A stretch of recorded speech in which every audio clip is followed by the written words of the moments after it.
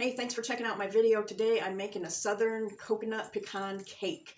And the first thing we have to do is I'm going to toast. I have a cup of coconut here and a cup of pecans, chopped pecans. And I'm going to put them in the oven and toast them while we get the cake ready. Okay, so this is a recipe I've been wanting to try for a while. Looks and sounds delicious, so we'll see how it goes. The first thing it says is to cream your butter and sugar, and it takes a cup of butter.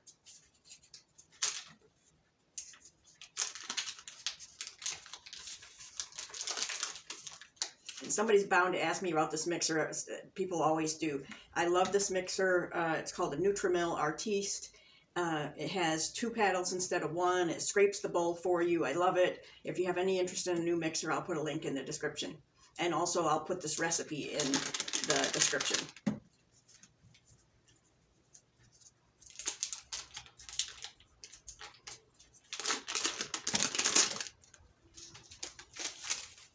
Okay.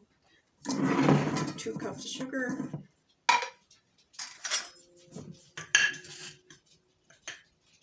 Half cup. 1 cup. 1 1/2. 2. And we're going to let it cream. It says to let it cream on medium speed until fluffy. So that's usually a couple minutes. Okay, now I'm going to put my vanilla in there. I need a teaspoon.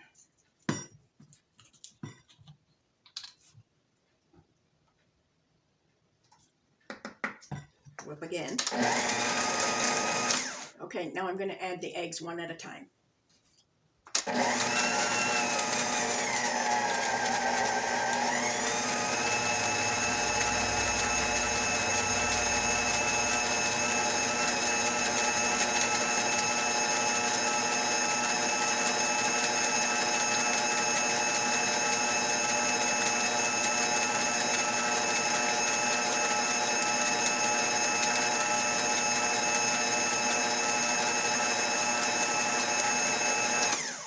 Okay, so now we're going to start adding our dry ingredients, and we're going to alternate that with a cup of buttermilk.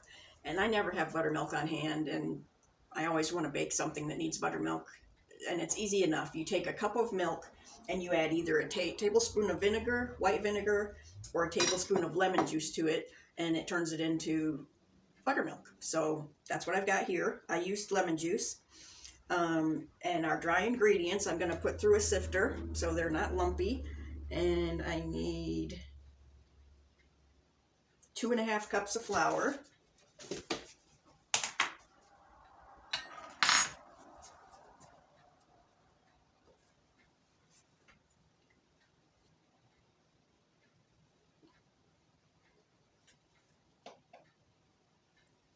That's 1 1/2 cups right there. And I'll put the other cup in last. And with that, I'm going to put my baking soda and baking powder. Baking powder is 2 1/2 teaspoons and baking soda is 1/2 teaspoon. Oh, and I'm going to add some cinnamon.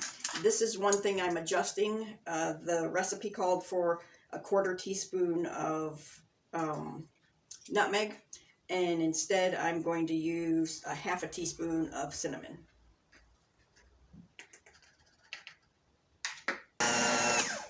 Okay, so now we're going to alternate the buttermilk and the last part of the flour.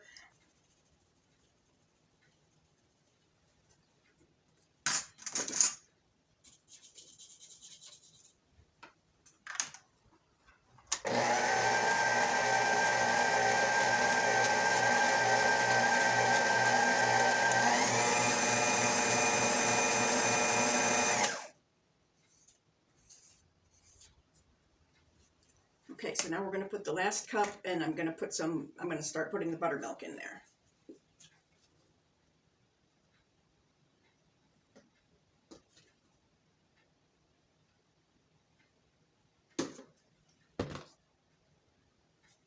Just thought of something I forgot. There's the 1/2 cup of sour cream that goes in.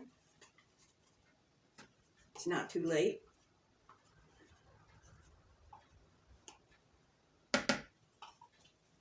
Mix that for a second.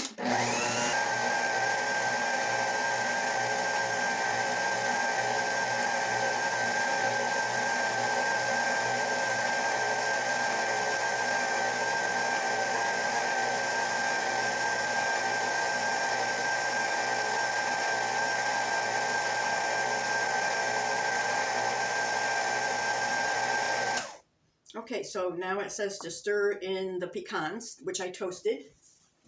And if you want to toast your pecans and your coconut, which I definitely recommend you do, it's much better that way. You just put them on a piece of parchment paper, put them in the oven at 350 for about 8 to 10 minutes, and they get nice and toasty. So I'm going to put all of the pecans in, and I'm going to put about half of the coconut in, and then I'm going to put the rest of the coconut on top when we're done. I might save just a little bit of pecans to put on the top too. Just a little bit.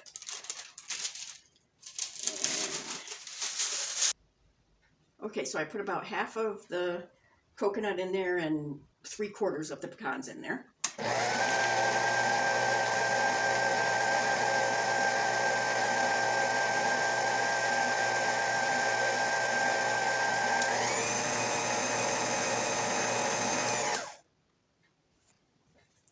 Okay, so we're going to use a Bundt pan, and I've sprayed it liberally with some baking spray. You can use Pam or, you know, any kind of baking spray, but just be very generous, and you want to get all around the outside, all around the inside, get every nook and cranny.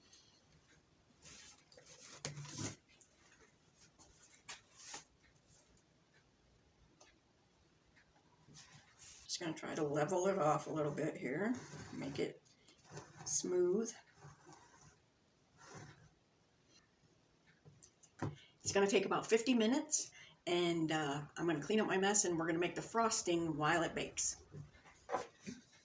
Okay, so we're going to make the frosting for the cake. I've got a block of cream cheese here, and you want it to be room temperature. And I've got 4 tablespoons of butter. And it's not a real big batch, so that's why I'm not using my big mixer. I'm just going to use the hand mixer. Okay, so our cream cheese and butter is mixed, and now I'm going to put in 1/2 cup of sour cream.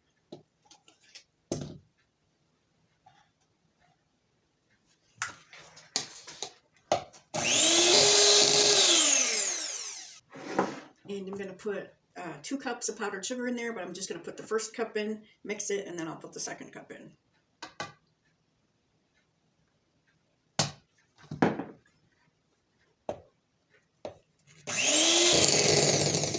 Put the second cup in.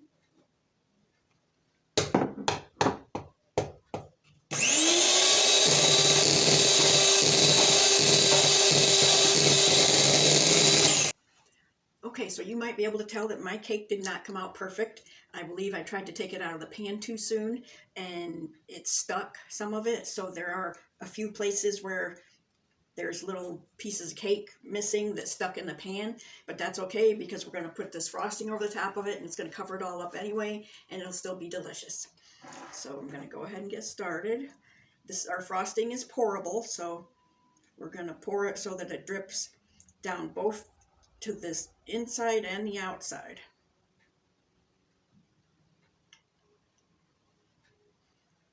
Something that you can pour it instead of trying to spoon it on, but you could spoon it on. Okay, so now we're going to sprinkle our pecans on there.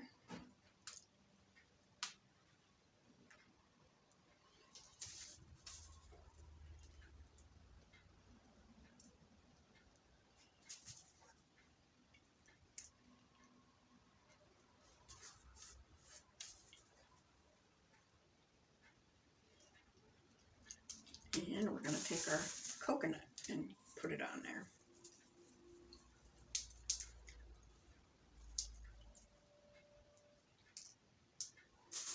If you get a little too much pooling up down at the bottom, you can just kind of scoop it up if it bothers you. If not, just leave it as it is. But I'm going to, my husband and I are going to have a piece of this cake, and then I'm going to take the rest of it to my mom and her friends. So I'm going to try to make it look as good as I can.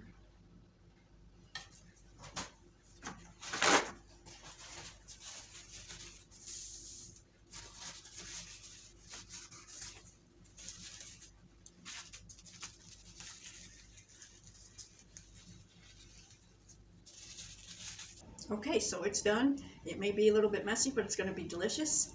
And as soon as the icing sets a little bit, we're going to cut a piece and try it.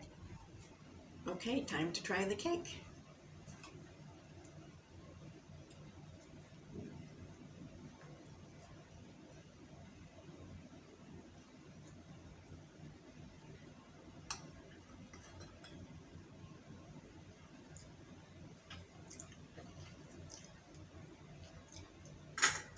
The frosting is really good.